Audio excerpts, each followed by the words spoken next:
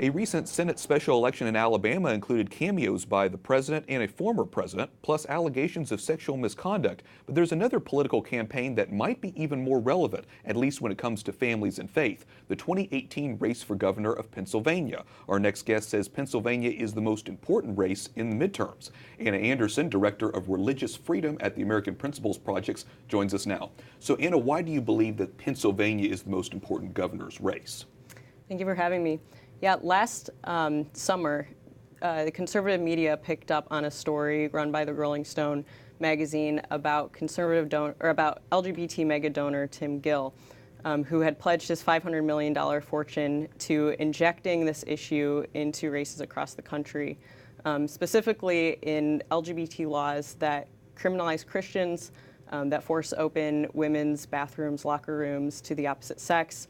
The law that Jack Phillips is currently being punished under, that is criminalizing Catholic hospitals that refuse to perform transgender sex change surgeries, as well as Catholic adoption agencies. So that's what is at stake in this Pennsylvania election. In that story, HRC pledged to be spending $27 million in order to elect officials who will pass those laws. Wow, 27, I mean, you think about the millions of dollars being spent on this, that's incredible. You know, another big issue when you talk about the state of Pennsylvania is the HHS mandate. You know, on Friday, a federal judge ordered the Trump administration to sort of sidestep the new rules that allow companies to opt out of birth control mandate if they have religious objections. What kind of an impact will a governor have on conscious rights?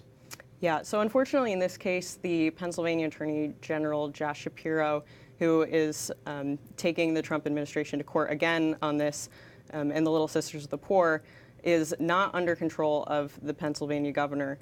He's independently elected, but what this shows us is how much impact elections can really have. We need a president who will elect good judges who aren't going to be activists on this, and the Pennsylvania governor can have a role. One of the candidates actually has promised to pursue a course of action which would involve religious freedom waivers in the state for employers who wish to be exempt from the contraceptive mandate. Whether the courts take that into account as the Little Sisters continue down their path of litigation is uncertain right now. Sure. So many big issues in the state of Pennsylvania with this governor's race. I know you've been following a number of other governor's races around the country. What are some of the other big ones? Yeah, so HRC's plan with injecting money into these elections is to focus on swing states and then eventually southern states. So a couple more that they've targeted are Rust Belt states, including Pennsylvania, Ohio, Wisconsin, Michigan.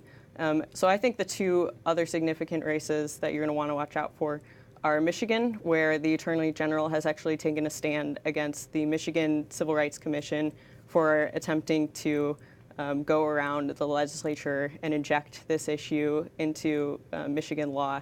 And then also the governor's race in Georgia, where the current Republican governor, Nathan Deal, has already told the Republican candidates to stand down on religious freedom issues because he saw what happened when HRC went after Governor McCrory, simply for saying that men are men and women are women and bathrooms are private places, especially for women and vulnerable children. Yeah, so many big issues that certainly social conservatives will be following. I thought congressional midterm races were going to be such the big thing, but now when you think about the governor's races as well, it's going to be a very interesting midterm election. Anna Anderson, Director of Religious Freedom at American Principles Project, thanks so much for talking with us. Thank you for having me.